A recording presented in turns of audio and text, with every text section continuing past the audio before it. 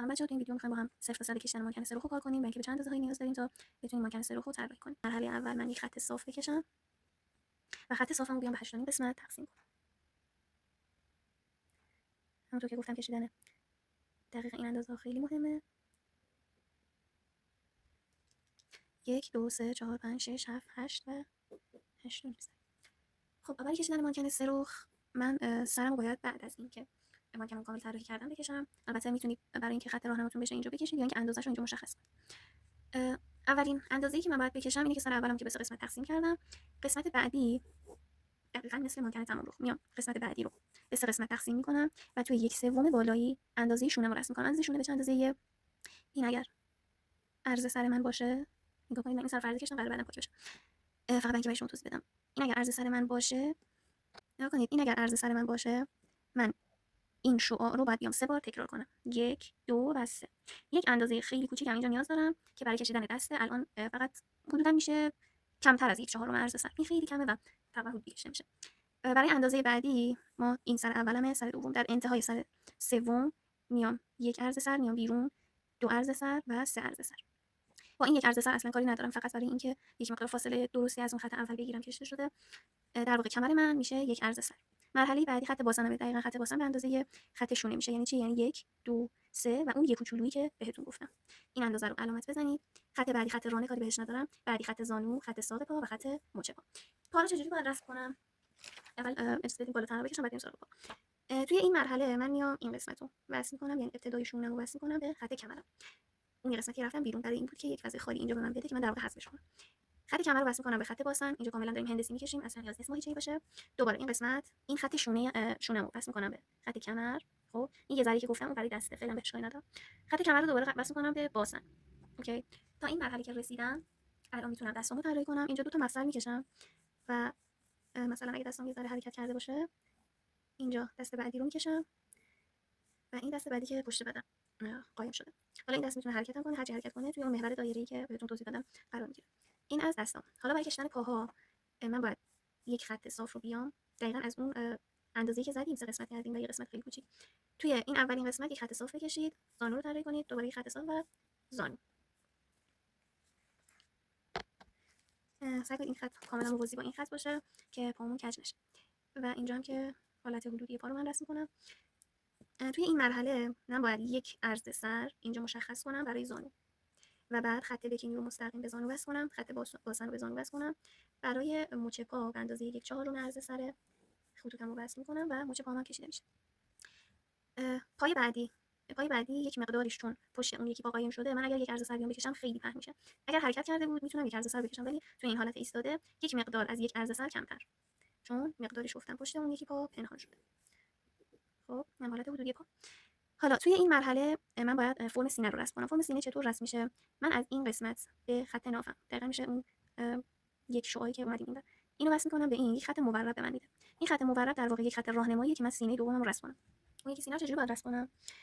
یک قسمت از 1 2 3 توی قسمت سوم میام نصفش می‌کنم و موازی با این خط دقیقاً موازی با اون خط میرم بیرون. یعنی یک مقدار از این خط اصلی بدن من این برجستگی بیرون میره. درسته؟ اینجا گفتیم که خط زیر سینه به 4 قسمت تقسیم می‌کنیم، از این 1/4 حق نداریم پایین‌تر. این فرمو اینجا هم رعایت می‌کنم. برای کشیدن این یکی سینه از اگه بخوایم خیلی دقیق بکشیم دقیقاً از اینجا میشه، یعنی 1/3 سر دوم من. اینجا یک فرم دایره‌ای رو من می‌کشم و بهش حالت ماهیچه‌ای رو میدم. این شد فرم سینه. خب حالا برای ماهیچه کردن بقیه قسمت‌ها گفتیم که کمر رو می‌ریم داخل. این قسمت تقریبا صافه، یک انحنای 1 میلی تقریبا به بیرون داره. اما قسمت باسن رو ما می‌تونیم اینجا اغراق شده تر کار کنیم و این فاصله میتونه بیشتر باشه، چون که تو حالت سرخ قرار گرفته و ما برجستگی بیشتری رو می‌بینیم توی قسمت سرخ. دوباره میام به صورت هلال وصل می‌کنم به اینجا.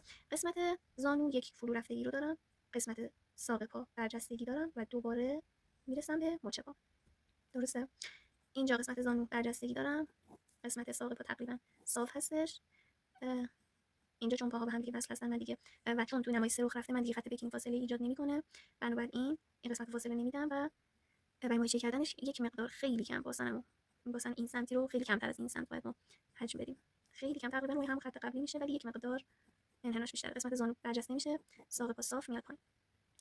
کشیدن پا هم که بهتون آموزش دادم چطور بکشین. فرمش رو اینجا دوباره من میکشم. و حالا برای کشیدن دستام من این مفصل رو کشیدم، اینم کشیدم. این دستو که گفتم اینجا رو به 4 قسمت تقسیم کنم، پایین‌تر از اون اجازه ندارم بیام. از قد دستم به این اندازه میشه. خط زیر بغل من از این، نگاه کنید این اولین سر من بود، درسته؟ اگه یادتون باشه به 3 قسمت تقسیم کردیم. زیر بغل من از این 1/3 آخر شروع میشه و من دستم از اینجا تقریبا از قسمتی سینه رو کشیدم کنارش میام زیر بغلمو میکشم. آرنج میرم داخل، ساعد میام بیرون، دوباره شونه میام بیرون. یک فرو رفته که خیلی ریز و قسمت بازو دارم، بازومو طراحی میکنم، آرنج میره داخل، ساعد حالت برجستگی داره، حالت دستمو طراحی میکنم. و دست بعدی اون یک قسمت ریزی که اومدیم بیرون گفتیم بعدم باهاش کار داریم، اینجا کشیده میشه. اینجا دست دوممو که تقریبا پشت بدن پنهان شده خیلی راحت میکشم و دست زوزنقی هم که توضیحش رو دادم. خب توی این مرحله حالا من اینو خالی نذارم یا همچین حالت بشه میدم. توی این مرحله رسیدیم به قسمت سر. خب همونطور که گفتیم سر رو باید ما انتهایی کارو بکشیم، اول یه سر کشیدیم برای اینکه مقیاس دستمون بیاد. الان من باید سر اصلیمو بکشم. چجوری بکشم؟ این 3 شعاعی که بودو میام وسطش رو در نظر میگیرم و این میشه خط اصلی رسم سر من، درسته؟ حالا اینجا سر از اینجا طراحی می‌کنیم دقیقاً توی خط خودش، چون این قسمت برای گردن. اینجا میام اون تقسیم ستایی رو انجام میدم، دایره‌مو میکشم، وصل میکنم. برای اینکه سرم حالت سرخ‌تر پیدا کنه، نکنید یک روش خیلی راحت که وجود داره اینه که من یک مقدار خیلی کمی بیام حجم بدم. نکنید این خط اصلی منه، پررنگش می‌کنم. یه مقدار خیلی کمی بیام حجم بدم به پشت سرم و بعد بیام گردنمو رسم کنم و بعد دستش کنم به شانه. اینجا هم چونم دیگه دقیقاً اینجا قرار نمیگیره، میاد یه کوچولو کنارتر، یعنی اینجا میشه، چون سرم رفته توی سرخ دیگه. چانه رو از یه کوچولو کنارتر رسم کنم، خط گردن دقیقاً از زیرش امتداد پیدا کنه و اینجا کشیده میشه.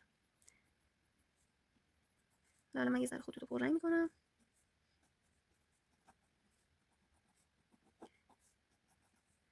خب این نحوه کشیدن مانکن سرخ بود و اینکه مانکن سرخی که کاملا ایستاده هیچ حرکتی نداره، اما من میتونم دستا رو حرکت بدم. مثلا همونطور که گفتم توی یک محور دایره‌ای حرکت میکنن. اگه من اینو یه دایره 360 درجه در نظر بگیرم و با این نصفه پایینش کار داشته باشم، توی یک همچین هلالی دست من حرکت میکنه و این خیلی مهمه. مثلا دستمون خواستیم حرکت بدیم باید توی این هلال ها باشه و پا هم همینطور. پا هم معمولا دیگه اینجوری چفت چفت کشیده نمیشه. من که یه ذره حرکتش بدم، مثلا میتونم این حالت رو بهش بدم و بعد بیام ماهیچه‌ایش کنم یا این حالت رو بهش بدم، درسته؟ در نهایت میگم میتونیم دست و پا رو تو اون محور حرکت بدیم و بعد ماهیچه‌ایش کنیم. این اصول کشیدن مانکن سرخ.